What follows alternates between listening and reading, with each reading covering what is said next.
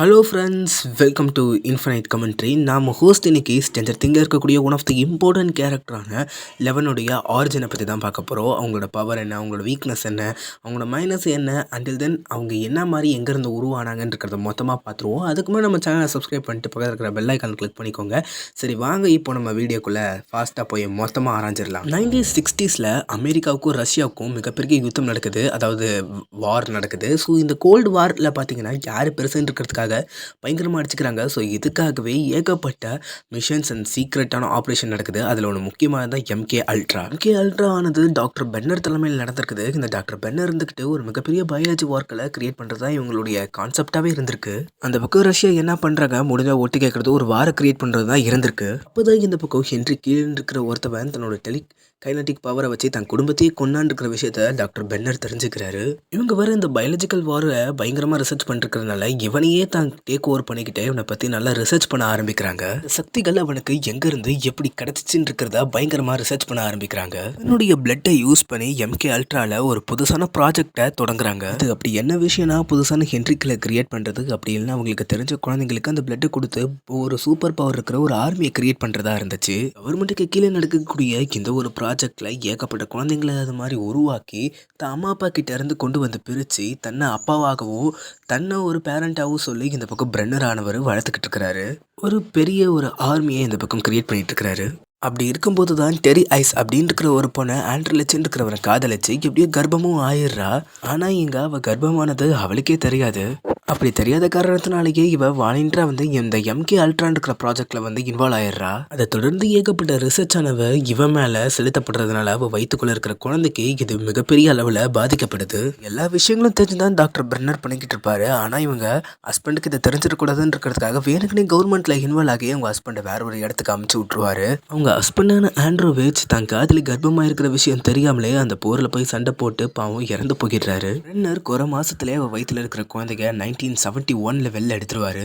அந்த குழந்தைக்கு Terry ice கொடுத்த பேரு ஜேன்னு சொல்லப்படுற குழந்தை அவளுக்கு பிறந்த உடனேயே அவளை இந்த லேபை விட்டு துரத்திட்டு, அது மட்டும் இல்லாமல் ஊர் முழுக்க இந்த குழந்தை செத்து போச்சுன்னு இருக்கிற மாதிரி கட்டுக்கதை கட்டிடுறாரு. இதை பொறுத்துக்க முடியாத அவர் இருந்துக்கிட்டே நம்ம பிரென்னரை ஷூட் பண்ணவும் ட்ரை பண்ணுறா. இருந்தாலும் இவருக்கு டேரக்டர் கவர்மெண்ட் கூட லிங்க் இருக்கிறதுனால பைத்தியம்னு சொல்லி வீட்டில் அப்படியே உட்கார வச்சிடுறாங்க.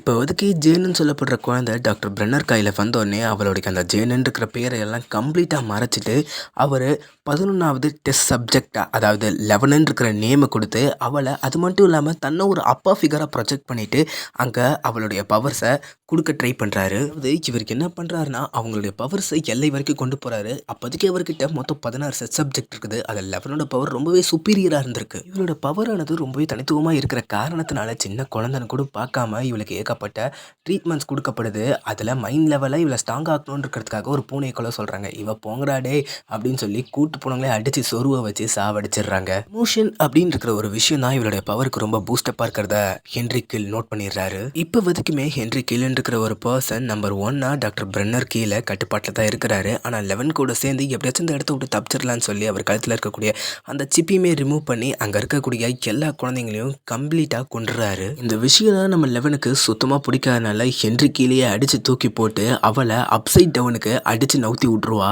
ஸோ இந்த இடத்துல தான் அப்சைட் டவுன் இருக்கிற ஒரு விஷயம் ஓப்பன் ஆகுது. இது அவளுக்கு தெரியாது. இருந்தாலும் அப்சைட் டவுன் கூட டேரக்டான ஒரு லிங்க் இருக்குது 11க்கு. அப்படி இருக்கும்போது 11 இந்த பவர்ஸ் தாங்க முடியாமல் கோமா ஸ்டேஜுக்கு போய்கிடுறா. இந்த இடத்துல நம்ம 11க்கு அவளோட பாஸ்ட் கம்ப்ளீட்டாக மறந்த காரணத்தினால நம்ம டாக்டர் பிரென்னர் இருந்துக்கிட்டு கம்ப்ளீட்டாக டேக் ஓவர் பண்ணி அவளை ஸ்பையாகவே மாற்றிடுறாரு. இந்த இடத்துல தான் நம்ம 11 சென்சிட்டிவ் டேங்க்குன்னு இருக்கிற இடத்துல அவள் ஈர்க்கப்படுறா. இந்த இடத்துல அவள் ஐம்புலங்களையும் கண்ட்ரோல் பண்ணி முக்கியமாக மற்றவங்களோட மைண்டுக்குள்ளேயே அவளால் போய் ட்ராவல் பண்ண முடியும். இப்படி தான் இவள் ஒரு நாள் ட்ராவல் பண்ணி போயிட்டு இருக்கும்போது ஒரு டெமோகார்கனை பார்க்குறா. பிரென்னரோட வலுக்கடா இதனால் அதை தோல்றா. அந்த டைமில் அவள் போர்ட்டலையும் ஓப்பன் பண்ணிடுறா. இருக்கும்போது அந்த டெமோகார்கன் லேபுக்கு வந்துடுது. இந்த ஒரு டிஸ்ட்ராக்ஷனை கரெக்டாக நம்ம 11 யூஸ் பண்ணிக்கிட்டு இந்த பக்கம் டஸ்டின், லூக்கஸ், மைக்கு கிட்ட வந்துடுறா. இந்த பக்கம் இவங்கெல்லாம் மீட் பண்ணதுக்கு அப்புறம் தான் 12 வருஷம் கழிச்சு இவன் அன்பு, பாசம் இது எல்லாத்தையும் அவங்க கிட்ட இருந்து பெறுறா. ஏன்னா அந்த 12 வருஷம் அவள் ஃபிசிக்கலாகவும் சரி மென்டலாகவும் சரி ஏகப்பட்ட டார்ச்சர்ஸை அனுபவிச்சிருக்கிறா. இவங்க கிட்ட தான் கரெக்டான அந்த லவ் அந்த ஃப்ரெண்ட்ஷிப்ன்ற இருக்கிற அந்த விஷயங்கள்லாம் அவளுக்கு கிடச்சிருக்குது. அது மட்டும் இல்லாமல் ஹாப்பர் அவரோட குழந்தை இழந்த காரணத்தினால ஜேன் ஐசன் இருக்கிறத கம்ப்ளீட்டாக ஜேன் ஹாப்பர்னு தத்து குழந்தையாவே எடுத்து வளர்க்க ஆரம்பிச்சிடுறாரு.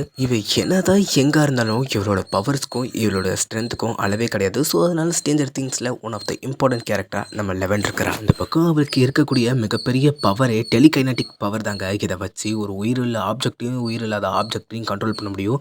மனிதர்களுடைய மைண்டுக்குள்ளே போய் கண்ட்ரோல் பண்ண முடியும். லைக் ஒரு கொக்கோ கோலா கேனை கூட க்ரஷ் பண்ண முடியும். இந்த லெவலுக்கு அவகிட்ட அதிகமான பவர்ஸ் இருக்குது. இந்த ஒரு பவரை வச்சுக்கிட்டு ஒருத்தனை தூரத்துக்கு எரியவும் முடியும், கிட்ட கொண்டு வரவும் முடியும், கதவை மூடவும் முடியும், கதவை ஓப்பன் பண்ணவும் முடியும். இந்த ஒரு பவர் இருக்கிறதுனால மைண்ட் லெவலில் அவளால் எதையுமே கண்ட்ரோல் பண்ண முடியும். இந்த ஒரு டெலிகைனட்டிக் பவரை தான் உடம்பு மேலேயும் யூஸ் பண்ண முடியும். இப்படி மற்ற பொருள் மேலேயும் தான் பொருள் மேலேயும் மேனிபுலேட் பண்ணுற மூலயமால அவளால் ஜம்ப் பண்ணவும் முடியும். லைக் ஓவர் எக்ஸஸாக போய் அவள் பவரை யூஸ் பண்ணனா அவளால் லைக் 1 இன்ச் இல்லை மேலே பறக்கவும் முடியும். அவள் எங்கே இருக்கிற காரணத்தினால அளவுக்கு அவளால் மோஸ்ட்லி ஒரு ஹை ஜம்ப் அடிக்க முடியும். இப்போ அதுக்கு அவள் எங்கே இருக்கிற சமயத்தினால அவள் பவரை ஓரளவுக்கு லிமிட்டாக தான் யூஸ் பண்ண முடியும். முடிஞ்ச அளவுக்கு எந்த லெவலுக்கு அவள் எக்ஸ்ட்ரீமாக அவள் பவரை யூஸ் பண்ண முடியுதோ அந்த லெவலுக்கு அவளால் மேபி பறக்கவும் முடியும். பார்ப்போம் ஃப்யூச்சரில் எப்படி கொடுக்குறாங்கன்னு. டெலிகைனட்டிக் பவரை தாண்டி இவ டெலிபதிக்கலாகவும் பண்ண முடியும். அதாவது ஒரு பர்சனுடைய இமேஜோ இல்லை அவங்கள வச்சோ அவங்க இப்போ எந்த இடத்துல இருக்கிறாங்க, அவங்க எந்த நிலமையில் இருக்கிறாங்கன்னு இருக்கக்கூடிய விஷயத்த கூட அவளால் பண்ண முடியும். அப்போ அவள் அவங்களோட ட்ரீமுக்குள்ளேயே போவா. அந்த இடம் அப்படியே இருட்டாக இருக்கும். ஸோ இந்த இடத்துல அவளால் பார்க்க முடியும். ஆரம்பத்தில் இந்த டெலிபதிக் பவரால் ஒரு சில கிலோமீட்டர் மட்டும் தான் போக முடியும். ஆனால் இவ இன்னும் கான்சன்ட்ரேஷன் பண்ணி சத்தம் இல்லாத ஒரு இடத்துல நின்று பண்ணார்னா சும்மா அசால்ட்டாக இவ அப்சைட் டவுனுக்குள்ளேயே போயிட்டு வர முடியும். யார் எங்கே எப்படி இருக்கிறாங்கன்னு மைண்ட் லெவலில் போய் அவங்க கூட டெலிபதிக்கலாக கனெக்ட் பண்ணவும் முடியும். அவங்க பேசுகிறத கேட்கவும் முடியும், கம்யூனிகேட்டும் பண்ண முடியும். அவங்க என்ன பேசுகிறாங்கன்னு இருக்கிற விஷயத்த பக்கத்தில் இருக்கிற ஸ்பீக்கர் மூலமா ப்ரொஜெக்ட் பண்ணவும் முடியும். இதனாலவே ஒரு ஒட்டி கேட்குற உலாவலியாக லெவன் பக்கவாக வேலை செய்வாள். எமோஷன் ஸ்டேட் ஆனது அதிகமாக இருக்கும்போது அவளால் அந்த அப்சைட் டவுனுக்கு உண்டான கதவையும் அவளால் ஓப்பன் பண்ண முடியும். முதல் முறையாக அந்த கேட்ஸை ஹென்றி கீழே அப்சைட் டவுனுக்கு அனுப்பும்போது ஓப்பன் பண்ணியிருப்பா. இன்னொரு தடவை டெமோகார்க்குன்னு தொட்டு அந்த ஒரு கேட்வேவை ஓப்பன் பண்ணியிருப்பா. ஏதோ ஒரு விஷயம் இவ கூட ஸ்ட்ராங்காக கனெக்ட் ஆகிருக்குது. அப்சைட் டவுனுக்கோ இவனுக்கோ இவன் நினச்சா அந்த கேட்ஸை மோதவும் முடியும். இப்போதைக்கு அவளால் முடிஞ்ச அளவுக்கு இந்த விஷயங்கள் பண்ண முடியுது. மேபி அவள் ஸ்ட்ராங் ஆனானா கண்டிப்பாக அவள் இன்னுமே ஈஸியாக அந்த கேட்ஸை அவளால் அசால்ட்டாக ஓப்பன் பண்ண முடியும்ன்றத நம்புகிறேன். தானங்க இருக்கிறா வளர்ந்தா தெரியும். அது மட்டும் இல்லாமல் ரொம்பவே ரெஸ்ட்ரிக்டடான ஒரு பவர் இருக்குது. லைக் செத்தவங்களையுமே அவளால் உயிரோடு கொண்டு வர முடியும். சீசன் 4ல் வெக்னாவால் பாதிக்கப்பட்ட நம்ம மேக்ஸை கோமா ஸ்டேஜுக்கு போயிருந்த நிலைமையில் அகெயின் ரிட்டர்ன் கொண்டு வந்ததும் நம்ம லெவன் தான். ஓரளவுக்கு சாப்பிட்ற நிலைமையில் இருக்கிறவங்கள காப்பாற்ற முடியும் நம்ம லெவனால். ஸோ இத்தனை பவருமே மோர் லைக்லி அவளோட எமோஷன் டிபெண்ட்ஸ் பண்ணி தான் இருக்குது. அவள் எமோஷன் லெவலில் ரொம்பவே ஒரு ஸ்ட்ராங்காக அவள் ஃபீல் பண்ணான்னா அவளால் எல்லாமே முடியும். ரொம்ப டிப்ரெஸ்ஸாக ஃபீல் பண்ணால் அவளால் முடியாது. இது லெவனோட வீக்னஸாகவும் இருக்குது அண்ட் ப்ளஸ் பாயிண்ட்டாகவும் இருக்குது. மோர் லைக் எமோஷனில் தாங்க இவரோட பவர்ஸே இருக்குது. அதில் ஃப்ளக்சுவேஷன் ஏற்படுது. இவ ரொம்ப ஸ்ட்ராங்கஸ்ட்டாக இருக்கிறான்னு நினச்சா இவளால் எல்லாத்தையுமே பண்ண முடியும். பட் இவ ரொம்ப டிப்ரெஸ்ஸாக ஃபீல் பண்ணால் மேபி இவளோட பவரே இவளை விட்டு போகிறதுக்கு கூட சான்சஸ் இருக்குது. எமோஷன் ஸ்டேட்ஸ் இவ பவரை கண்ட்ரோல் பண்ணுது. அப்படியே வீக்னஸ் பக்கம் போகும்போது இவளோட பவர்ஸ் அண்ட் கண்ட்ரோலை ஓரளவுக்கு இவளால் யூஸ் பண்ண முடியும். அதாவது ஒரு குறிப்பிட்ட டைம் தான். அதுக்கு மேலே போச்சுன்னா மயங்கி கீழே விழுந்துருவா. மூக்கு கண் காது கிள்ளத்துல இருந்தும் லிட்ரலி ரத்தமானது ஊற்ற ஆரம்பிச்சிடும். ஸோ இவளால் ஒரு குறிப்பிட்ட ஸ்டேஜ் அளவுக்கு முடிஞ்ச அளவுக்கு எனிமையை டிஃபீட் பண்ண முடியும்.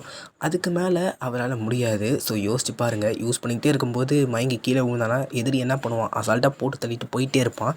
ஸோ இதை தாண்டி நம்ம லெவனுக்கு அவள் ஃபிசிக்கலாக ஸ்ட்ரென்த் கிடையாது. ஒரு மென்டலாக பவர் இருக்கிற வரைக்கும் ரொம்பவே ஒரு ஸ்ட்ராங்கஸ்டான உமனாக இருக்குது. மிச்சப்படி பவரில் இருந்தானா அவளை யாராலையும் டிஃபீட் பண்ண முடியாது. அந்த லெவலுக்கு one of the most power கேரக்டராக அவள் இருக்கிறாள். பட் என்னதான் இருந்தாலும் அவளுக்கு அவள் உடம்புல பவர் இருக்கிற வரைக்கும் யாராலையும் டிஃபீட் பண்ண முடியாது.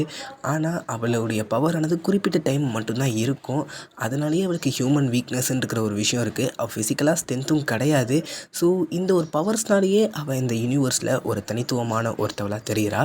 ஸோ எமோஷன் இருக்கிற ஒரு விஷயம் அவளை மெயினாக அவள் கேரக்டர் எழுதுறதுக்கு டெவலப்மெண்ட்டுக்காக இருந்திருக்கு. ஸோ இதனால் இன்னும் எத்தனை 11 ஃபேன்ஸ் நம்ம சேனலில் இருக்கிறீங்கன்றது மறக்காமல் கமெண்ட் பண்ணிட்டு போயிடுங்க. அதுவரை உங்களிடமிருந்து விடைபெறுவதை இன்ஃபினைட் கமெண்ட்ரி. நம்ம இன்னொரு நல்ல வீடியோவில் சந்திப்போம்.